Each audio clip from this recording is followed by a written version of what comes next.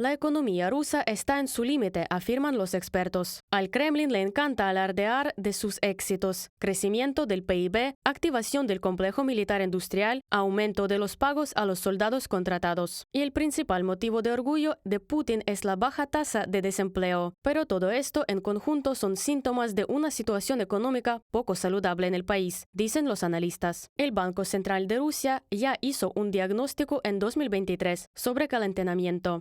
Tanto el bajo desempleo como las altas tasas de crecimiento del PIB son precisamente señales de sobrecalentamiento económico. Se debe a los enormes gastos presupuestarios asociados con la guerra. Estos incluyen pagos a los soldados movilizados y contratados, compensaciones a los heridos y a las familias de los muertos, así como órdenes de defensa estatales y diversos subsidios al complejo militar industrial. Este dinero se esparce por toda la economía y provoca su sobrecalentamiento. De la publicación del servicio ruso BBC News. La inflación en la Federación puede convertirse en hiperinflación, predicen los economistas. Anteriormente, los analistas del Ministerio de Desarrollo Económico de Rusia suponían que la inflación anual sería de poco más del 5%. Sin embargo, ya en julio el Banco Central tuvo que admitir que la cifra había aumentado al menos al 14.4%. Esto significa que los precios de los bienes de consumo también están aumentando. Por ejemplo, los precios de los productos alimenticios han aumentado durante el año del 10% a casi el 20%. Esto es según Росстат. Las cifras reales pueden ser incluso mayores.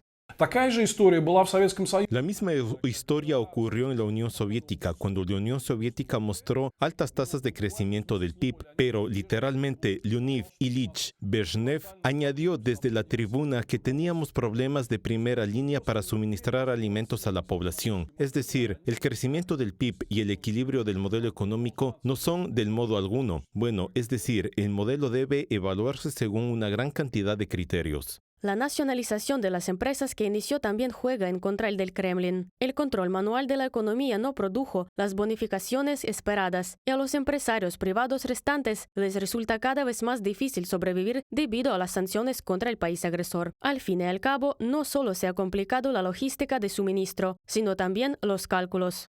Чудес не бывает. No hay milagros, no hay inversión externa, los préstamos son prohibitivamente caros, no hay dinero a largo plazo en la economía debido a estas tasas prohibitivamente altas y a la completa incertidumbre. Los costos aumentan constantemente, los impuestos aumentan. Además, la cuestión de la congelación, pagos de importaciones, no se ha resuelto en absoluto y no se ha hecho más que empeorar a las utilidades semanales. Es decir, esta es la historia muy seria para la misma producción, porque todos dependen de componentes y tecnologías importadas y vemos que nuestro estado desafortunado negocio está rodeando por todos lados. La grave escasez de personal y su consecuencia el aumento de los salarios no mejoran la situación económica, principalmente debido a los nuevos empleos en el complejo militar industrial. Росстат calcula la escasez de trabajadores en 2 millones de personas.